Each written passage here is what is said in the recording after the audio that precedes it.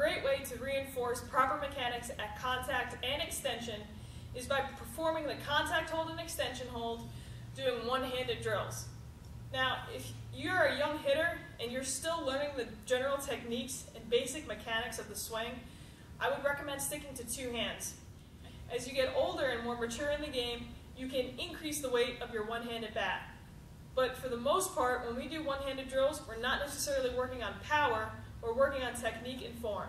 So by starting off with a lighter bat, it's going to ensure that we're completing the proper mechanics of our swing, and they're not being affected by too heavy of a bat in one hand or another.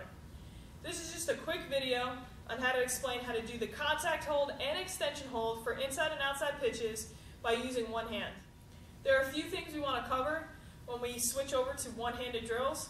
The first is making sure where our hands are set up in relation to our body. The second is making sure our front shoulder stays intact. And the third is making sure that we don't fatigue our wrists and our hands by using too heavy of a bat for one-handed drills. So first things first, because we're only using one hand, we want to check to make sure that we are at our proper starting point every time. A lot of times people who do one-handed drills, you'll see them start to get slightly fatigued and their hands will drop a little bit lower. For this reason, I have the hitters start with two hands on the bat to start with to get checked in. Once the hitter's checked in, they can drop their hand. For now, we're going to work on bottom hand mechanics. I have the hitter brace their hand across their torso. This is going to really help that front shoulder from flying open.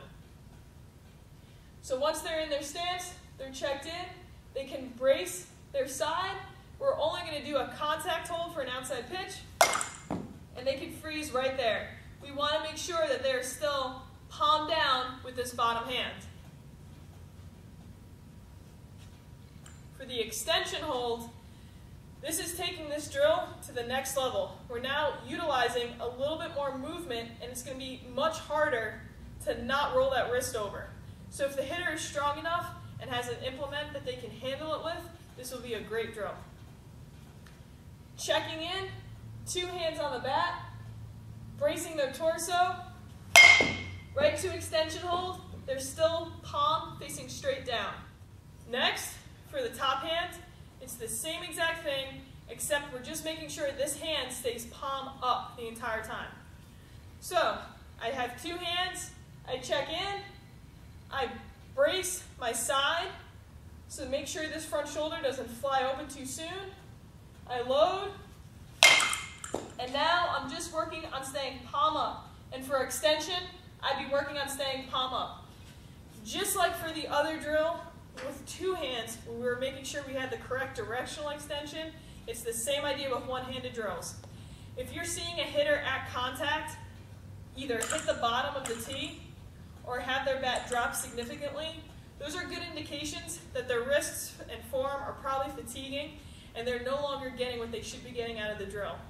Another indication of fatigue, or that the bat is too heavy for one-handed drills, is that when they get to this extension phase, it's extremely difficult for them to hold the palm up or palm down position. This has been Reilly-Boccia explaining one-handed drills.